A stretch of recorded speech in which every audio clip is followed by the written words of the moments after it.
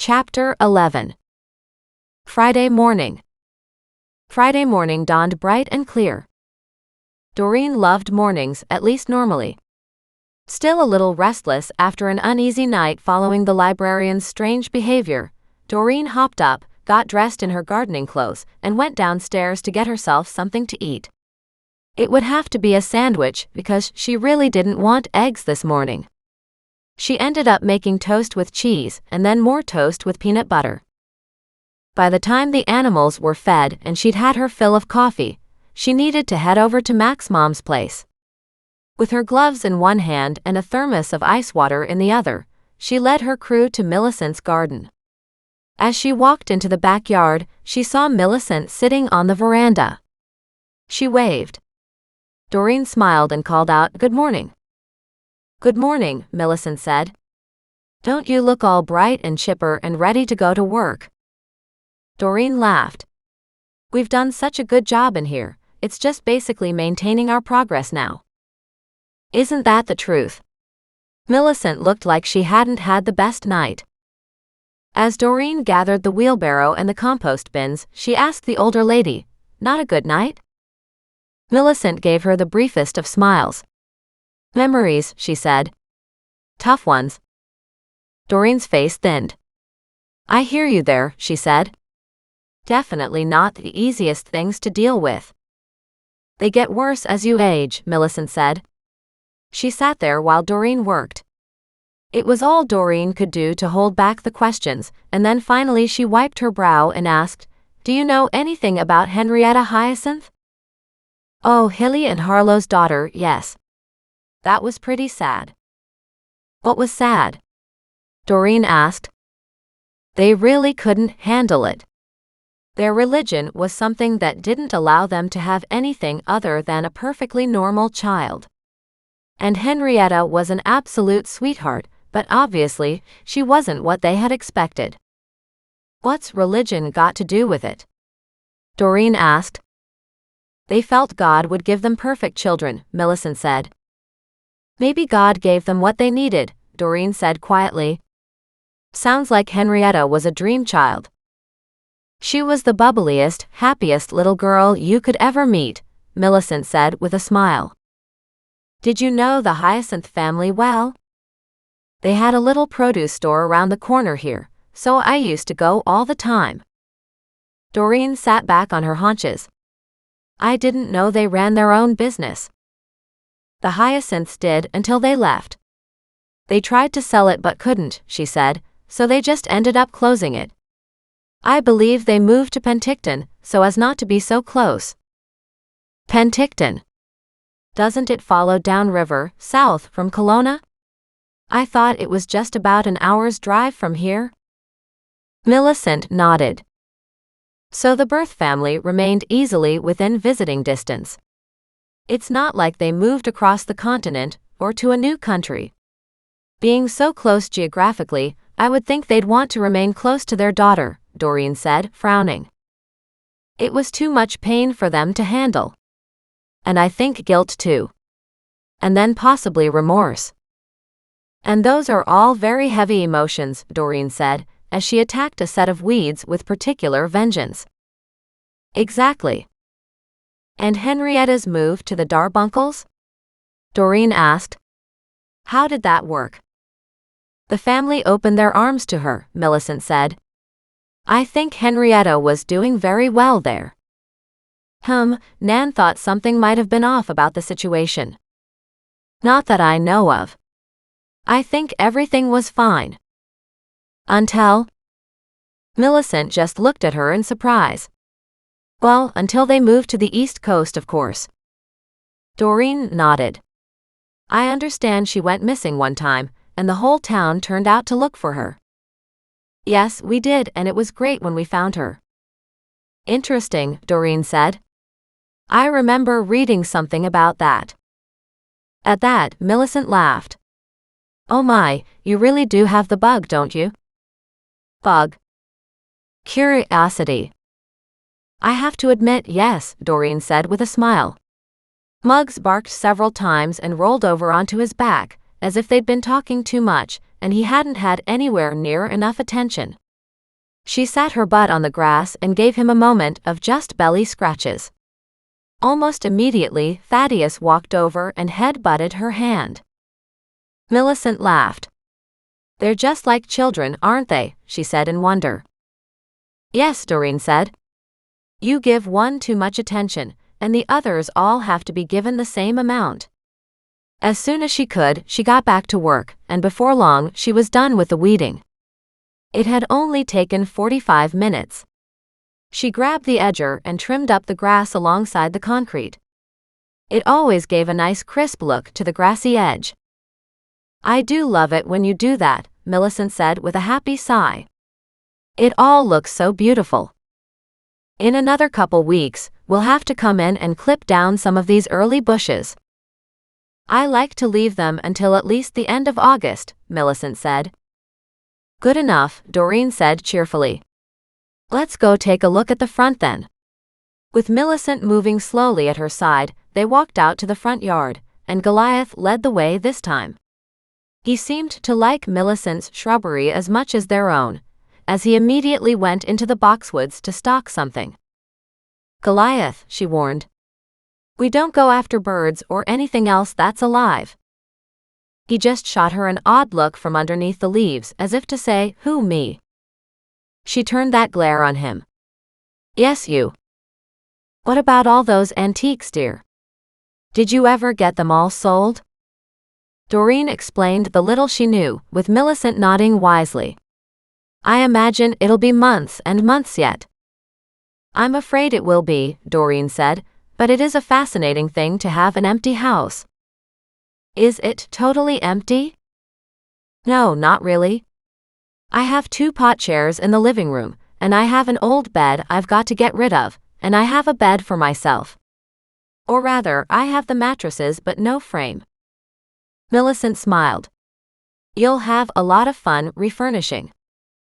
"Maybe," Doreen said. "It hasn't been an issue yet.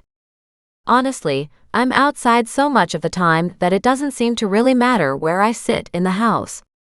When I'm inside, I'm usually at the kitchen table." "That'll change as we get closer to winter," Millicent said. "I spend a lot of time in front of my fireplace." "That sounds lovely," Doreen said. "I don't have one." She'd love to have a gas one, but that would take more money than she had at the moment. "It'll all work out. I'm sure it'll be great." "I'm not upset about it," Doreen said. "It's been a long time since I've had an opportunity to do any decorating on my own. It will be fun." "Set yourself a budget," Millicent said. "Break it down by rooms. Obviously, your living room and bedroom should have the higher part of the budget. Then, whatever it is you want to do, scrounge the second-hand stores. Take your time. Figure out exactly what you want, and don't settle for anything less." Such vehemence was behind Millicent's tone that Doreen looked at her. "Have you done that a lot?" "Yes," she said. "When my husband was alive, we had very different opinions on furniture, and what I wanted versus what he wanted were opposites. I always gave in. Since you don't have anybody you have to give in to, I highly suggest you wait and get exactly what you want." "That's very good advice," Doreen said.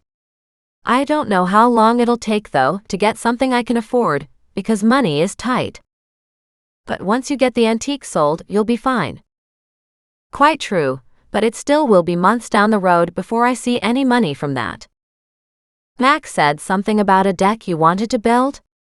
And you wanted some cement blocks?" Millicent turned around and led the way to her shed. She opened it up, and Doreen cried out in delight. "That's exactly what I was looking for," she said. "I was hoping to get enough blocks to build a real deck. I have just this little dinky strip that goes alongside my house." "No, you need to have a deck where you can actually sit," Millicent said. "And Mac is really good at that stuff. I'm sure he won't mind helping. He's offered, but I don't want to take advantage." "Oh, my dear, take advantage. You should, because it's definitely in Mac's nature to help, but he can't help if he's not aware of what's needed. There's helping, and then there's being taken advantage of, Doreen argued. Millicent laughed. I bet he can't wait to dive into a project like that. Well, I hope so, Doreen admitted. She looked around and then casually asked, Do you know anything about the Kelowna tool repair shop? Frank's old place? Millicent asked. That was the thing about Kelowna. Everybody knew everybody. I found an ice pick at the mouth of the river, and a couple little metal tags that look like they fit onto them. Oh yes, he did that for all the tools he made. He won an award for a set, something like 2 ice picks or an ice pick and a hatchet. It was just a local thing, but he was proud as punch. That sounds interesting. I found just the 2 little tags but only 1 weapon, or 1 tool, Doreen corrected. The other one will be around, Millicent said. They were always together. But they're tools, Doreen said with a laugh. You don't always need to take both when you go somewhere. I believe he ended up selling the award-winning pieces to Ed Burns. Did Frank make the metal parts or just the wood? I think he just made the handles, Millicent said. The metal parts were forged, but I don't know if he had them specially made, or maybe he dabbled in it himself. She gave a shrug. Who's to say with guys like that? Guys like that? Doreen pounced on the wording, but she didn't want to let Millicent know she was investigating something. Just the kind of guys who, thought a lot about what they did, Millicent said. The tools must have been nice. I did see the set he won the award for. It looked fine. I mean, I didn't think anything was special about it. Then she looked at Doreen and gave her a conspirator's grin. It's not like I would be out ice fishing. Frank was a big fan of the sport, but back then, the lake used to freeze over much more so than now. That's an interesting thing, Doreen said. I can't imagine wanting to sit out in the cold to kill some poor fish who is just equally trying to survive in the cold. Millicent laughed. I do like the way you look at life. Doreen smiled as the older lady chuckled. Doreen busily pulled weeds to make sure she gave value for the money she would get for these couple hours, but at the same time, Millicent was a great source of information. Interesting how the ice pick ended up at the mouth of the river. I know a lot of guys used to go ice fishing, but they wouldn't fish from the mouth of the river because that's often where the ice is thinnest. Yet they used to camp along the sides and have barbecues and stuff like that. Oh, Doreen said. I guess that makes sense. Odd that you found it though, Millicent said suddenly. Why is that? Doreen said. Because of the cases you solve. Surely it was just a coincidence. Millicent chuckled. Mac doesn't believe in coincidences, she said. He says there's a reason specifically why something happens. That's possible, but I don't know of any crime, so I don't think it's necessarily connected to an existing cold case.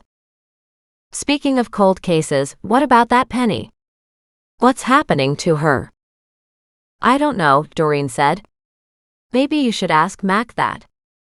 He doesn't like it when I get involved in his cases. Doreen laughed out loud. Well, he really doesn't like it when I get involved in his cases, she said with a big grin. I think he's actually tickled pink, Millicent said. He said you have a fresh way of looking at things. And look at how much good you've done each time. I don't know how much good it is, Doreen said. I have certainly shaken things up a little though. And that's good. Not everybody wants to be stuck in the mud. No, but all these people involved in the murders and kidnappings, I'm pretty darn sure they would just as soon I disappeared. The victims and their families are the ones who need you to keep doing this, she said seriously, all the laughter falling away from her voice. Some of these families have suffered a very long time.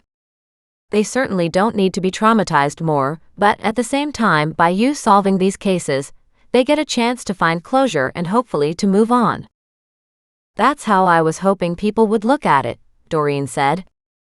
I don't want to be considered a nosy busybody for nothing.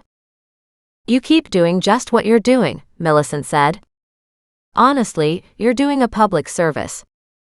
They should reward you. I don't know about that, Doreen said. Speaking of which, Max said you're okay if I take those cement blocks. Is that true? Oh, my dear, I'd be glad to get rid of them. They're in my way. Perfect, Doreen said, and apparently Mac knows somebody else who has a bunch he wants to get rid of. I think we have enough for the base of my new deck edition. Keep asking around, Millicent said as she turned slowly. I'll head in now, but you keep asking if people have any spare stuff. It's the way we used to do things around here. If you didn't need something, you handed it on to somebody who did. Doreen smiled, loving that thought, as she watched the older lady go into her house. Doreen was just about done here. She put away what she had pulled out, then whistled for her animals. Come on, guys. Time to go home.